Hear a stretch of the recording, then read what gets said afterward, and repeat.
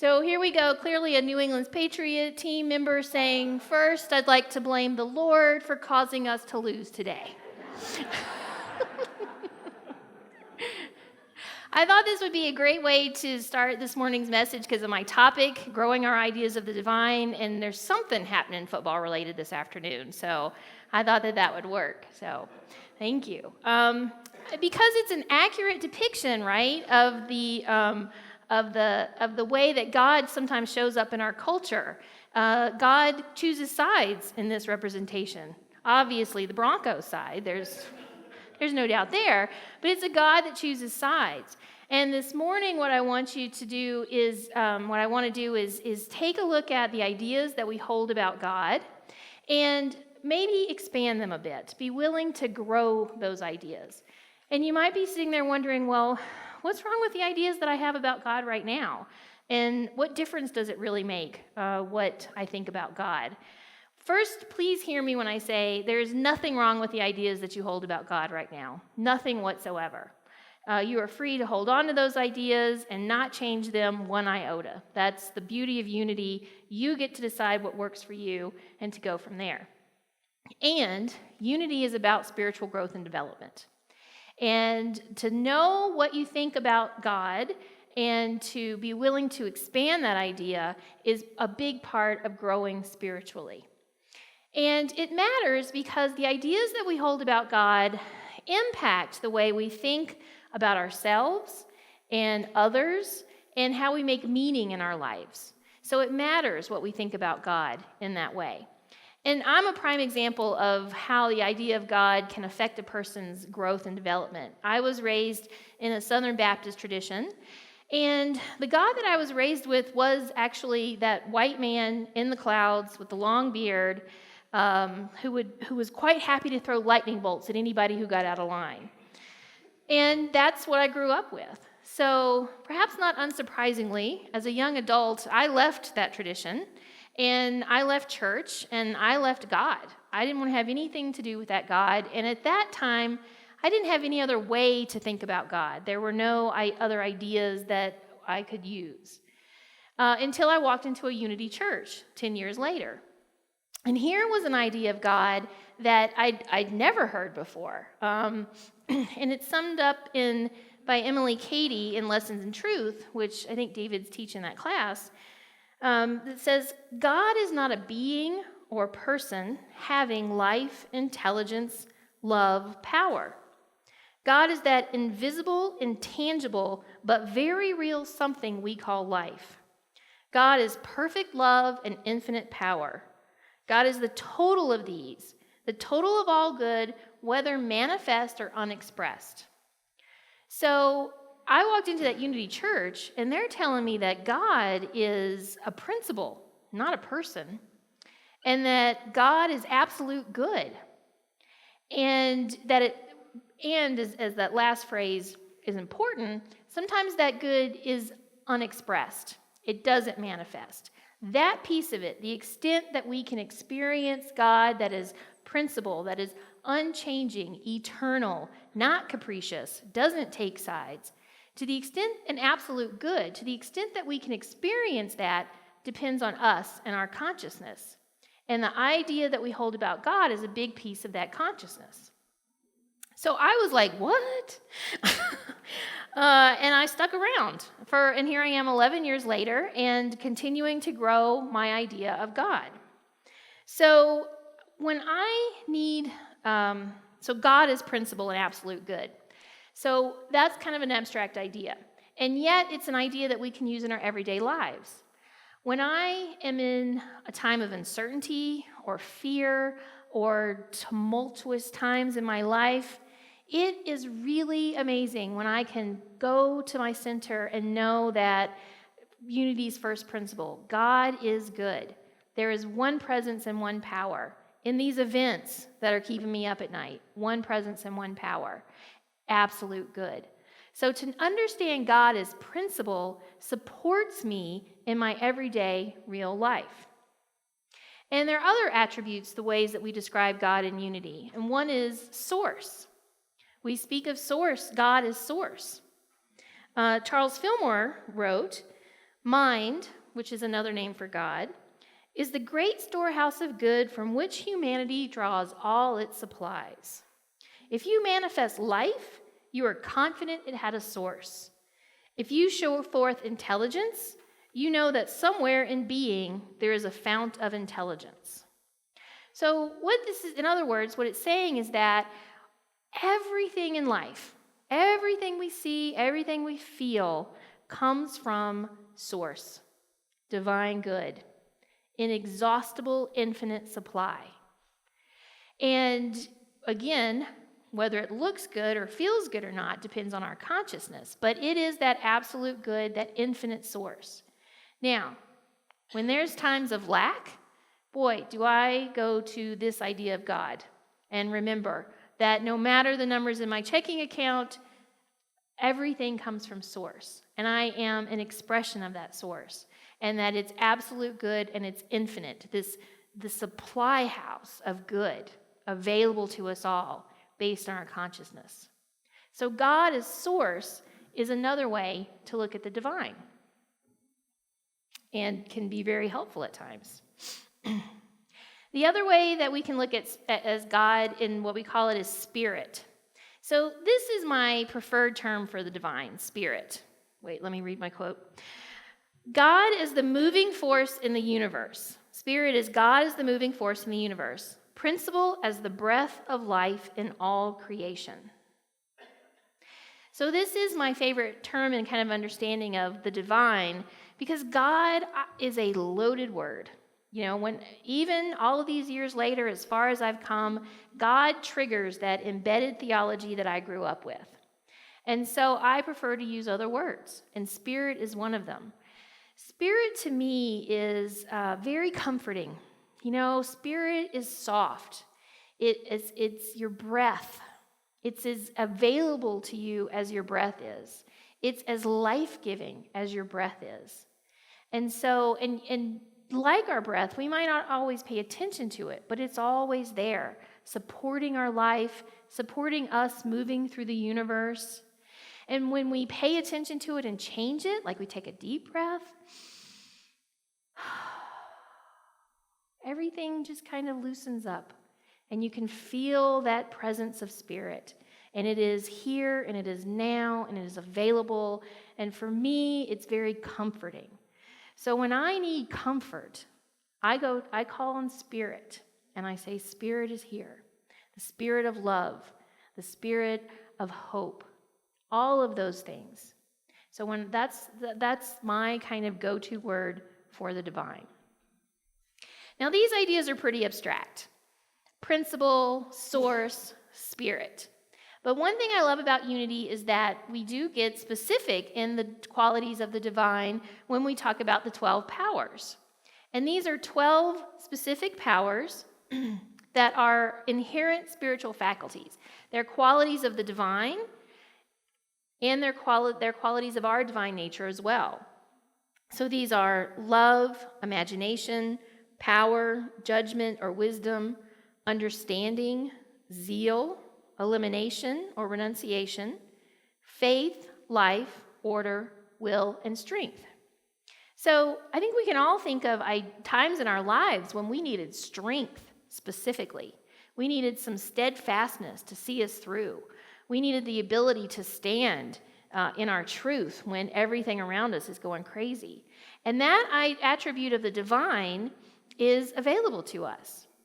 And zeal, the enthusiastic yes to our spiritual growth, which I'm really hoping you all are in that spot this morning. So zeal, when it's feeling tough and hard, but we can bring that enthusiasm and that yes to life and to growth and to development. It's very specific, these 12 powers. And these 12 powers lead us also into what may be the craziest idea about God that there is. God as us. Not through us, as us. To me, through us denotes separation. It is God through me feels like something coming from the outside of me and going through me. Separate, not one. God as me moves that presence of God from somewhere outside of me to right here, the inside. In the children's garden, we light the Christ candle, and then we talk about what that means to light the Christ candle, and that's the representation of the Christ pattern within all of us, that divine nature. And then we say, so if you get mad or angry, does that Christ candle go out? And they say, no, that Christ light is there in you all the time. And then I say, so if I turn off this candle, does that mean that the Christ light is gone? No, that's not what it means. If someone's mean to you, at this point they start looking at you like maybe you're one of those slow learners. But they're patient, and they say, no, the Christ light never goes out. You'll get it one day, grown up. It's okay.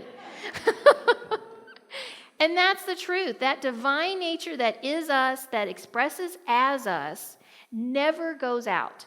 Now, what that looks like and how it manifests varies, obviously.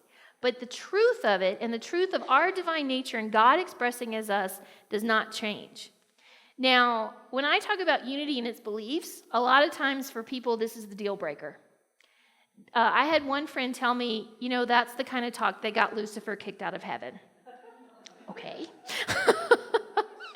So it's a stretch to think that we really are the face of God, the faces, the expressions. And yet, this is the first two unities in principle. First principle, one presence and one power. Second principle, we are expressions of that. We are made of the same stuff as the divine. And where does that idea come from? It comes from Jesus. It comes from the teachings of Jesus. The kingdom is within us.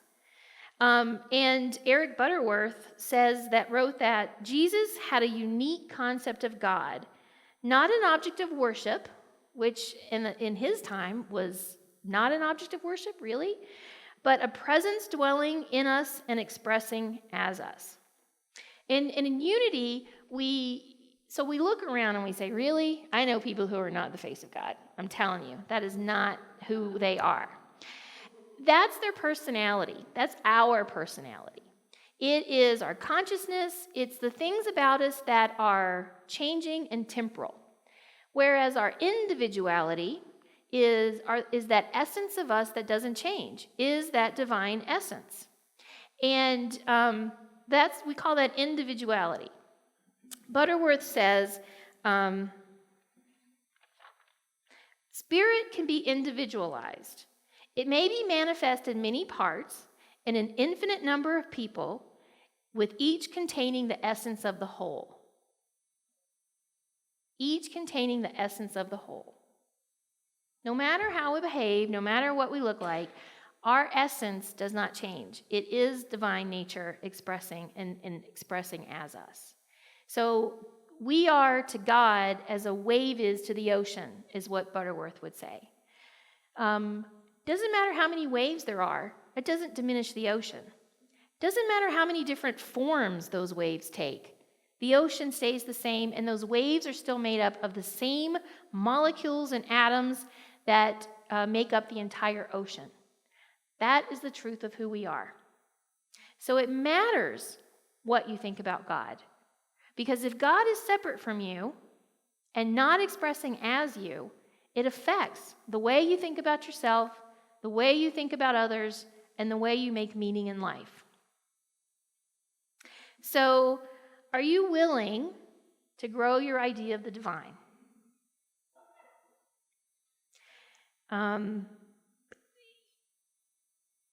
It's hard, right? It's hard because we're talking about the divine, and the truth is that we can never get it exactly right. Meister Eckhart, a 13th century Christian mystic, said, "All those who want to make statements about God are wrong, for they fail to say anything about God. Those who want to say nothing about him are right, for no word can express God." And it's true, no word can express all of God, because all of God is too much to be fit into one word. So the idea is to begin to be willing to change and grow your own ideas. And if you're willing to do that, then a specific idea I would suggest is to start looking at your language. What words do you use when you describe God? Do you use he or she? And is that as accurate a representation of the divine as you can make? God is not female or male. God is it. It's a principle, it's being, it's what, it's you can't express it. I can't say what it is, but I can say that he or she, just by those words, takes away some aspects of the divine. And that's where I am on my own spiritual path right now. I am exploring the feminine nature of the divine through goddesses represented in other cultures. You have to go outside the Christian tradition to find these ideas of the divine feminine. And some of them really resonate with me. The Egyptian goddess Isis as the divine mother, or the Hindu goddess Durga, who's kind of a badass. I resonate with some of these ideas of the divine. And as I explore them joyfully and playfully and as unseriously as I can take myself as possible, then I begin to grow my understanding and knowledge and thus expression of the divine. So look at the words that you use. And when you're talking about the divine, try to be as specific as possible. Try not to use the word God. When you're saying, when you really mean source, or spirit, or love, or strength, try to be as specific as possible in your language to describe that aspect of the divine that you want to talk about. And it's not about using the right words. When you use a word different than what you're used to, what happens inside? Are you uncomfortable? Are you excited? Does it feel good? That's your consciousness growing. So it's not about don't ever say God. It's about be aware of what's happening inside of you and what you really mean when you say the word God. So paying attention to our language and being specific is one idea that you can use to grow God. Another one is to claim those 12 powers for yourself. I am faith. I am strength. I am love. Claim those for yourself because that's your true nature. One of the most transformative exercises I ever did was to write those 12 affirmations. I am faith, I am order, all 12 of them, 12 times for 21 days. And at the end of that 21 days, I did not think of myself in the same way as I did before. I knew myself differently. At first it was uncomfortable. Who am I to say these things about? But yet unity says this is the truth of who we are, and I'm willing to give it a chance and see. And so I did, and I took the action steps, and I wrote those affirmations for 21 days, and at the end of those 21 days, it was amazing, the difference. So claim those aspects for yourself. Claim those ideas. And explore other traditions, ideas of creation, where we come from, the ideas of the god and goddesses. And you might not resonate with all of them, but that's okay if you don't. Because, as Ralph Waldo Emerson said, the mind, once stretched by a new idea, never returns to its original dimensions. So our consciousness as well, once stretched, once exposed to this new idea, is never going to return to its original dimension. And that is the joy, that's our salvation right there. We can grow and change spiritually as we are willing to do.